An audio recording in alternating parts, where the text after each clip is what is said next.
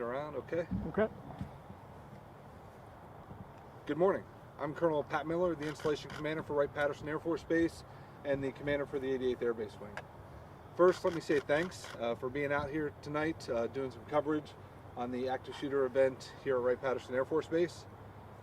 It's been a long night. The team's been working hard, but I'm happy to report that no threat has been identified. The team swept the National Air and Space Intelligence Center, which is roughly an 850,000 square foot complex, 3 stories high. That center, because of its mission, has a lot of secure spaces in there, which is why it took us a while to get through there. It's not a single master key that gets you into the door of the National Air and Space Intelligence Center. And so it took multiple folks to come in and unlock some doors for our security forces to get through and sweep that area. But again, I'm happy to say that after that sweep, we have found no threat and there were no injuries as a result of this event. And so I will back up and give you a little bit of a timeline on what that looked like. Shortly after 9 o'clock this evening, 2 individuals approached the security desk inside the National Air and Space Intelligence Center and reported hearing 1 gunshot. So shortly after 9 o'clock, 2 individuals approached the security desk and reported hearing 1 gunshot. At that point in time, the security forces member that was manning that desk called into our Base Defense Operations Center and reported an active shooter event. That kicked off a lockdown for Wright-Patterson Air Force Base. A lockdown essentially means just that. The gates shut. You heard over and over again throughout the evening the giant voice going off announcing lockdown, lockdown, lockdown, and everything just kind of freezes in place. The reason we do that is we want to make sure that everybody kind of hunkers down. Folks have trained for this. They know if you're in your house, in a facility, you lock your doors, you get away from your windows, you close the blinds, and you wait to hear the all clear. And that's exactly what happened. Folks inside the National Air and Space Intelligence Center tonight, there were roughly 100 folks that were working at the time of the incident. Those folks, same procedures. They are barricading themselves inside rooms, locking doors, closing windows, doing all those types of things, and waiting for our security forces to come in and clear that facility. Several patrols responded to the National Air and Space Intelligence Center and began methodically clearing the facility, room by room by room. Again, large facility, lots of secure spaces. It required some time to get access to all of those spaces. As we're clearing spaces and we identify some clear paths, individuals are moved out of the facility and we just continue to press forward. And so we got all individuals out of the National Air and Space Intelligence Center. Everybody is safe, no injuries. As you can imagine, in an event like this, your heart starts beating fast. You're wondering what's going on, lots of anxiety, lots of emotion. But I'm super proud of both the folks that had hunkered down inside the National Air and Space Intelligence Center, as well as those defenders and first responders that got out there and swept to make sure everybody was safe. That is the most important thing in an event like this. The safety and protection of our teammates. And so, threat exists or not, this is a very real event, right? 2 individuals reported hearing a shot, and that kicks this all off. And so it's real until it's over. And so fortunately for us, at the end of the night, we did not identify a threat. Everybody got out safely, and we were wrapping things up on scene with a secondary sweep just to make sure nothing has been missed. I will stop there and just see if you have any questions. We'll start with you. What might have led to those individuals thinking those gunshots? No, right now we don't have any indications. That'll be part of the follow-on investigation. Most likely tomorrow morning. There's lots of construction in the area. A lot of our facilities are old. It could have been it could have been a number of things. So I don't want to speculate and anchor in on something, but it could have been a number of things that have made a sound that would have caused somebody to believe that that was a gunshot. But at the end of the day, they thought they heard a gunshot. They did the right thing, what we were trained to do. If you hear a gunshot, you report that and kick off an active shooter event. I mean, big picture, you're just happy no one's hurt. I mean, obviously there's a lot of hoopla for this, but it's necessary safety precautions that had to get kicked into place, right? You just maybe hit on one more time that you're happy that no one was hurt and there actually wasn't a shooter here. Yeah, absolutely. Folks did the right thing, right? We trained for this, we practiced for this. As a matter of fact, just this past year, we had 2 separate active shooter exercises to make sure that we knew whenever we got the call for something like this, our team was prepared to respond. And it's a great partnership. We work with our community partners, first responders outside the gate, FBI, Office of Special Investigations, local municipalities, and you saw some of that in the parking lot here. Our teammates from throughout the community responded to our call. Fortunately, we didn't need them. It was a successful event where nobody was harmed at the end, and that's the best part about that. But to see that our training worked, people responded the way they were supposed to respond. Our mutual aid agreements came into play. The community was here to support us, and it was truly awesome. We can't thank our community partners enough for the support that they provided us throughout this event. You said there were about 100 people who were working inside there at the time when this all started. How are the people who are working in there doing? Are they okay? Are they all gone, released? Yeah, so they're still all on scene. Obviously, it's an emotional event because in the heat of the moment, you believe, and rightfully so, you believe this is going on around you. And so as you're hunkered down, locked into a room, you're trying to think through, okay, what happens if somebody comes through that door? How do I, fight my way out if need to, barricade my way in to maintain that safety? But I imagine, the heart rates are starting to go down now. We've got no injuries out of this thing, which is a good thing. Our first responders are on scene doing those assessments just in case. And we will always follow up with the appropriate support with chapel services, mental health, just in case anybody wants to talk through this event, because it is a significant emotional event. And so even though the sweeps are done and we have not identified a threat, it does not mean that we are stopping to support our teammates that have gone through this. Hi. Beyond that support, forgive me if you mentioned, beyond that support for the mental health and whatnot, is there anything else being investigated throughout the day tomorrow? Are you still going to be looking into this? Yeah, I think the big thing we do, as is the case in any event that we go through, is we're going to do a hot wash. We're going to take a look at the event. We'll sit down again with the folks that reported the incident just to understand what they heard so that we can figure out where that source might have come from. It might have been a facility issue.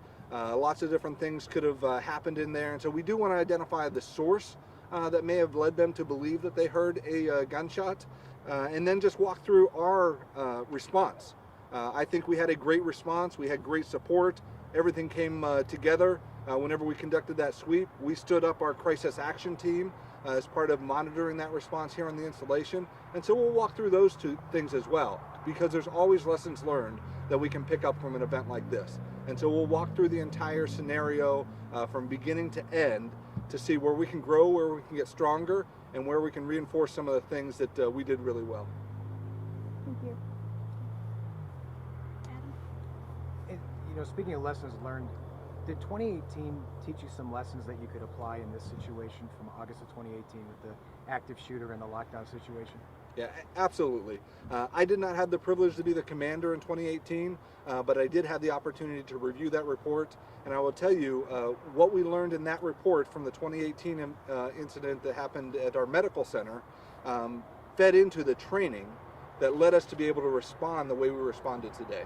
And so we take those lessons learned, everything we've seen from there. We've strengthened our relationship with our partners in the surrounding community, worked on that communication, which was part of the problem in the 2018 side, made sure we got everybody communicating together, talking together, and walking through in a methodical fashion with that response. Do you have anything else, Adam? Nope, that was it. Thank you. Yeah, I had one. Tomorrow's the 20th anniversary of 9/11. I know there's kind of a heightened awareness right now. Was the response to this at all a part of that kind of heightened awareness of that possible threat?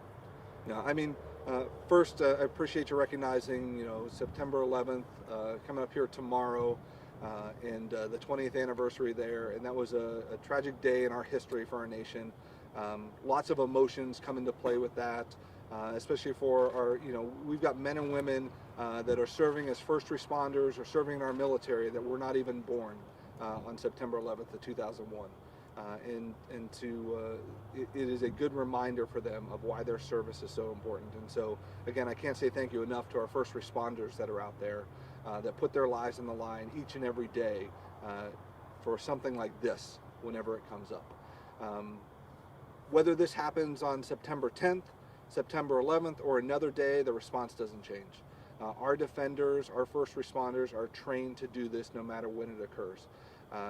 It just happens that tomorrow's September 11th. And so, yep, do you think about those types of things? Do you wonder, as this active shooter scenario is playing out, is there a tie to something? There's lots of questions that go in the air. Fortunately, this was a non-event for us. No threat was identified. Everybody was safe. And we're going to learn from this and get better from this. Yep, September 11th tomorrow.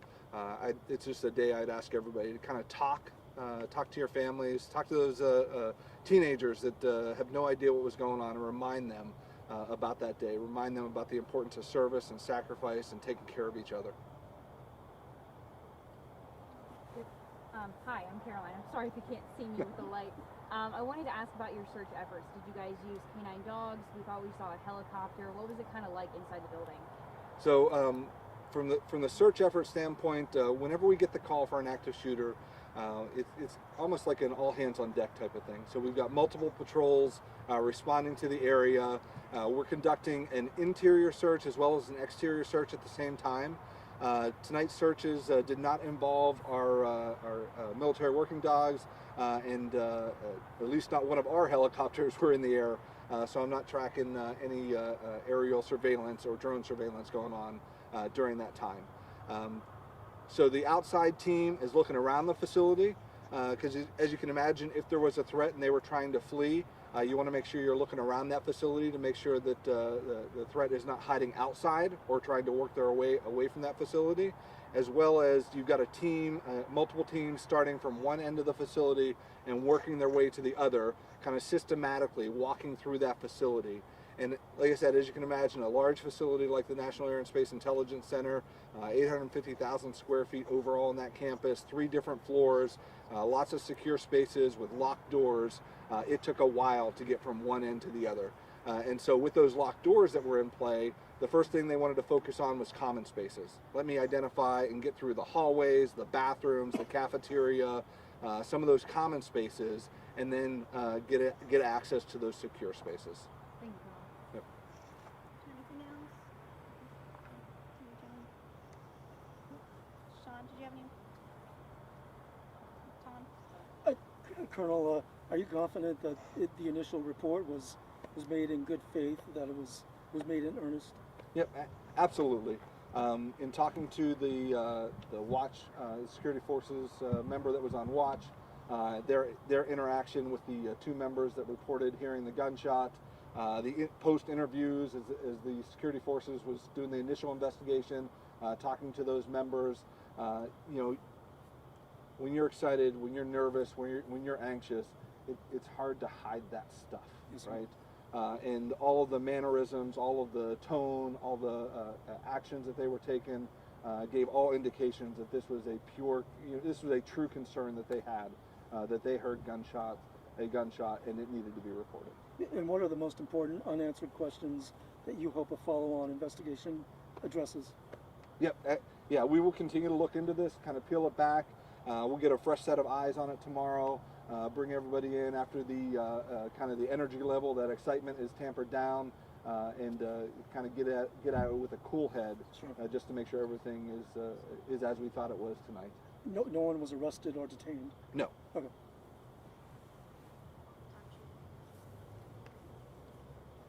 Tino, do you have anything else? Anybody else have any follow-up questions? Okay. Again, I want to say thanks to you. Your reporting makes a difference. Whenever an active shooter event is going on and you can convey that out to the community, they know to stay away. That keeps our site, or whatever site that is, secure and safe. It keeps the community safe, and it allows our first responders to do what they do best, and that is to secure that scene, identify and neutralize any threats that they exist. And so I appreciate what you do to keep our community safe, to keep our community informed. And to all our first responders out there, again, thanks for what you do. It's times like this where the community realizes how valuable you are, how important you are. And so thanks to our community partners for being there for us. We will be there for you when you need us.